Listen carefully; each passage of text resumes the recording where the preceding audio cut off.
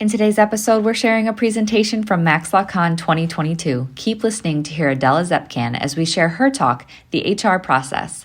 You can also head to the Maximum Lawyer YouTube channel to watch the full video. Let's get to it. Run your law firm the right way.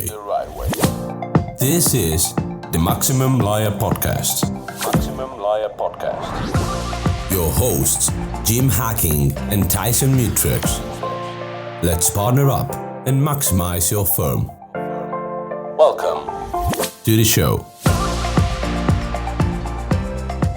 All right, so today I'm going to tackle HR and kind of how we have navigated our system. And thank you so much for the great introduction. So again, my name is Adela Zepcan, and so my title is Director of People and Culture. And what that essentially means is the glorified HR lady, right? And so I am going to show you, I think, a perfect system to run a law firm and kind of grow at an exponential rate, right? We are on track for the third year in a row to triple our size, and that comes with its challenges, of course, but making sure that you are prepared for those challenges with the growth in mind, and to be prepared to tackle this is going to be very important, whether you are in the HR profession or you are just an attorney running a law firm, right?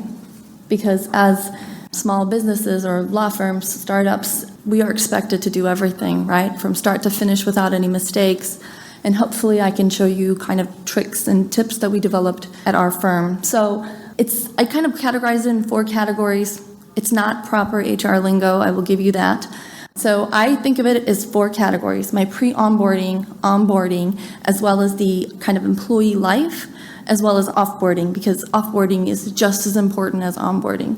So I will, of course, tackle the first one, and that is how to find, train, and keep your talent, especially in this current climate we're in, right? The Great Resignation, COVID hitting us left and right, people wanting and needing to work remote. We have to kind of stay on top of it.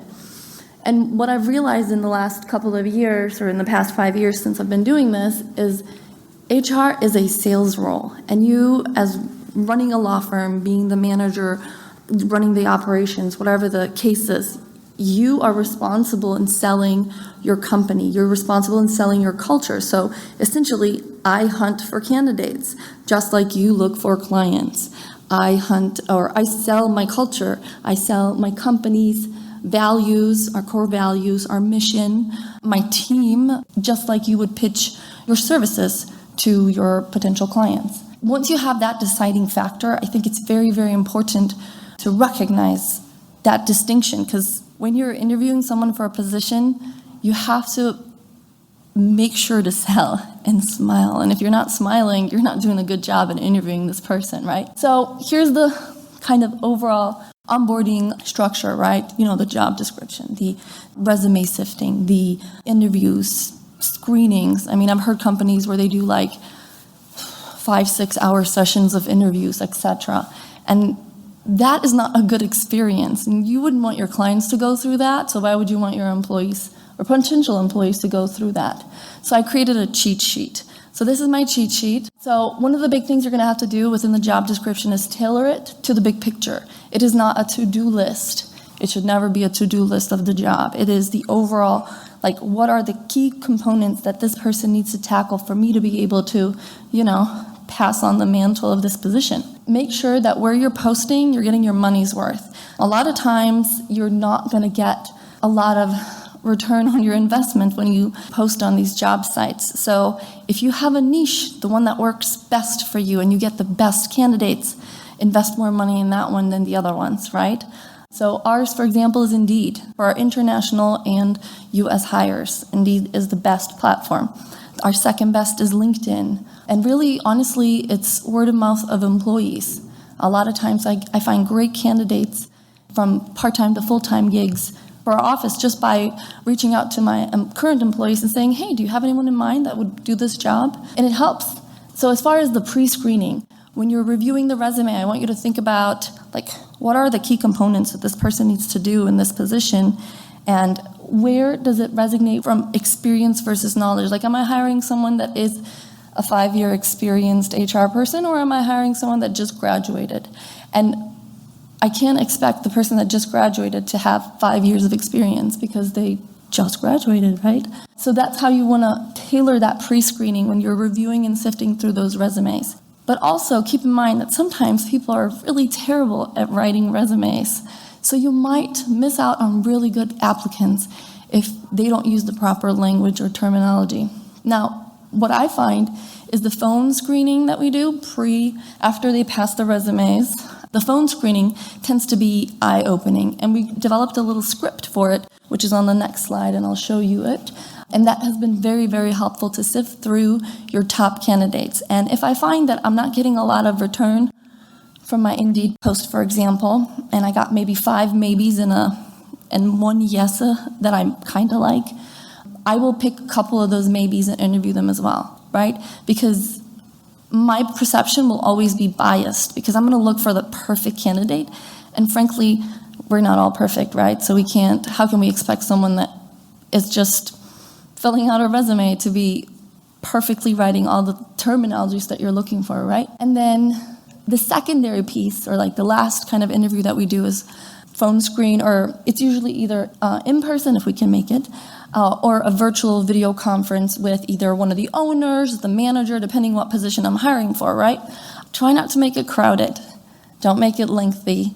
Smile. Tell your team to smile that is interviewing. Prep them before they join this meeting, and so they don't ask questions like, so what you been doing in the last 5 years, right? It's on my resume, read it. So making sure that your team that is interviewing is, eloquent, prepared, knows the little backstory, is very, very helpful, and is selling your culture to them at the same time, right? Because it is a sales pitch, and we need to be very clear about that. Then don't scare them, right? Sometimes you get serious and passionate when you're talking about things, and that can be very intimidating. I'm at an interview, and you're essentially yelling at me, right? In a sense, right? It's intimidating, and that is the first experience that person is going to see of your firm. So all smiles, even if we're talking about a serious subject and a passionate subject, we gotta stop, smile, and be kind, right? And if you have a clear idea of who is the candidate, right? Like everyone on board that interviewed this candidate loved them. So the next step is hire them fast, because they're not gonna wait for you. They're gonna move on to the next company, especially in this kind of climate we're in right now. This is a sample of my little cheat sheet or checklist that I go through when I interview candidates. And the reason I created it, not because I only ask these 5-6 questions every time, this is my go-to point. If I'm having an off day and I'm not on my A game, I can at least ask these 5 questions within the mindset of, like, what am I looking for? Like, what is my immigration link? Are they invested in my company? Can I tell that they're invested in my company based on the questions they're answering, right? The question, tell me a little bit about yourself, is gold, absolute gold, because it will let me know how well does this person interview, and it will also let me know how prepared they are for this interview. And sometimes people are just clicking, right? It's easy to click on Indeed and apply for a position if you have all your information already filled out. So sometimes people are doing that, but you want to try to engage, right? Just as pushy as we can be when we try to sell something, we want to be as pushy when we're trying to obtain candidates. So if someone doesn't show up on their scheduled interview, I call them and say, hey, it looks like you missed your interview. Would you like me to reschedule? Let's reschedule it for this time. Does that work for you? I am pushy because if I know that is a good candidate, I do not want to miss out. I don't know if we're going to have time to cover this, but essentially I created this little script, right? So when hopefully, most of you guys have an assistant or a paralegal or a law clerk or front desk receptionist, whatever the case may be. And when you're looking for that position, you want them to do everything from answering the phones to all your necessities and needs. The job description assistant is very vague, and in most cases, it's all encompassing. So a lot of things get thrown at an assistant position. So when I find myself reviewing resumes, I might pick candidates who don't necessarily have assistant experience, even though my job post will say I need 2 years of experience. Why? I'm going to review their history, if they volunteered somewhere, if they've, worked on a big school project, or, the question that I tend to ask applicants is, tell me a little bit about something that you've done that is not on your resume that might benefit you in this position. You'd be surprised how many candidates will tell me great examples of fitting in the category that they're applying for. So try to be inclusive. I tried to ask my 6 go-to questions, and I have like a cheat sheet of like 200 plus questions that I tend to use. But depending on the position, you have to make sure that you're asking questions that correlate to the job and examples of behavioral examples specifically of the job. So, for example, if I'm going to do sales, tell me an example where you had to sell something. How do you go about selling it? I remember when I used to work at, it used to be a shoe store. I think I was like 16. In the interview, the person handed me a shoe and said, "Sell me the shoe." And that was my whole interview. I had to sell this person, as a 16-year-old, a shoe. And I got that gig. And it was a great experience because it makes you think on your feet. So pushing behavioral questions to team members or potential applicants is going to be key. And then if it's a yes, do the basic stuff, right? Background check, reference check, send the job offer. Be human. Call them and offer the job. Don't send them an email. It is impersonal and it does not set a good experience. And then, of course, explain the onboarding process when you're offering the job to them. When I kind of set up this job offer, I'm already planning 2 weeks ahead of their first 2 weeks, right? I'm involving all the necessary team members that need to be playing a role in training this person up. And then if it's a no, notify the client or candidate that it is a no, right?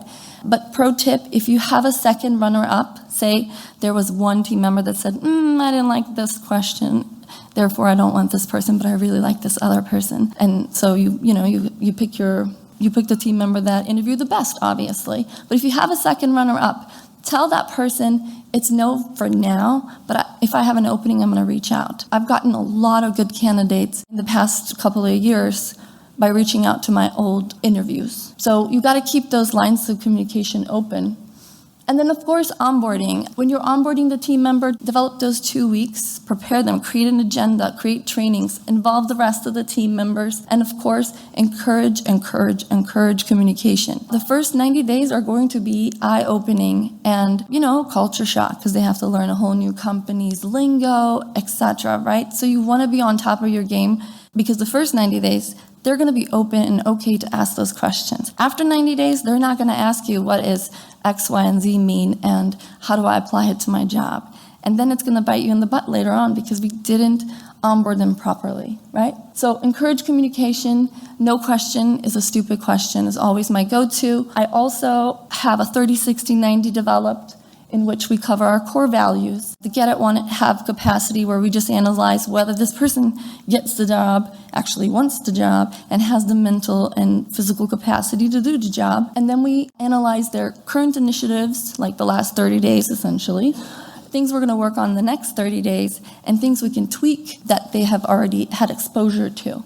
And then the best piece is the questions and concerns piece, because it allows the candidate an open platform to, or in this case, it's an employee, to kind of tell us how the onboarding process is going.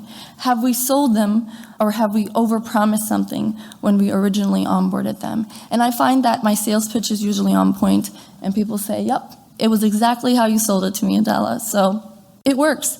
And of course, we're not done. Focus on the employee life. On average, an employee will stay with a company. This is a stat from like 2020, I think. So it's a little outdated, and I'm sure it's dropped now since the Great Resignation, but it's 2.8 years is the average lifespan of an employee nowadays. So you want to make sure that you are kind of preparing for the future. So planning your engagement for the year, making sure that you're doing a quarterly pulse for the team members, your team check-ins. I try to do a monthly check-in with every single team member. We have managers do bi-weekly check-ins. We do a yearly self-evaluation. And of course, we try to grow from within. So if I find that I have a job opening and one of my team members, I can train them up to be in this position, then why not? I'm going to get to keep that person a little longer since I've already invested 2.5 years with them, right? And let me tell you, it costs a lot to replace. So the next kind of thing, I used visuals, and of course I shared the PowerPoint with you guys in the app, so you definitely can look at these. But this is kind of how we do the bi-weekly check-ins with the managers. And then another thing that we kind of do on the side too, and it's going to kind of go over this little picture, but this is like the unscheduled drop-bys, check-ins, right? Where you're just like passing by their office saying, hey, how's it going? And you want to kind of feel out the employee and make sure that they're, not too stressed. And if they have something that is heavy to, like a big project that they're working on, that you can get them enough support to not feel overwhelmed. And then last but not least, don't forget offboarding. Try to make a checklist and stick to the checklist. Don't forget the offboarding. It's key, okay?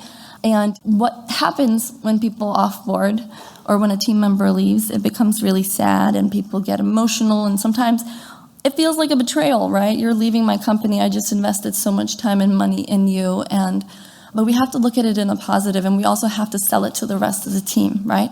If someone is leaving to tackle on a better rate of pay that I can't necessarily afford, or maybe they're leaving to go finish law school. A lot of times, one of the biggest reasons my team members leave is they're going back to law school or getting their doctorates or masters in X, Y, and Z. And that is good. So that means once they finish school, they're going to come back to me, right? If I ended nicely, right? If we ended platonically and had a really nice parting, we celebrated their success and we celebrated the work they did for us. So definitely making sure that you're thanking them for the service, making sure that you have a game plan for all the work that needs to be now distributed while you hire their replacement. Make sure that you remove their physical and virtual blueprint. I can't tell you how frustrating it is to see like someone's name pop on one of our programs that has been gone a year or longer. And then people are like, well, who's that? And why do you have such a high turnover rate? It's not high. It's just we haven't updated the system. So you want to make sure that the new people are present on the necessary applications and that the rest of the former team is no longer visible, I guess. And then, of course, do the exit interview and try to analyze that exit interview with leadership to see what we could have done better. And that's pretty much it. Thanks for listening to the Maximum Lawyer Podcast. To stay in contact with your host and to access more content, go to MaximumLawyer.com. Have a great week and catch you next time.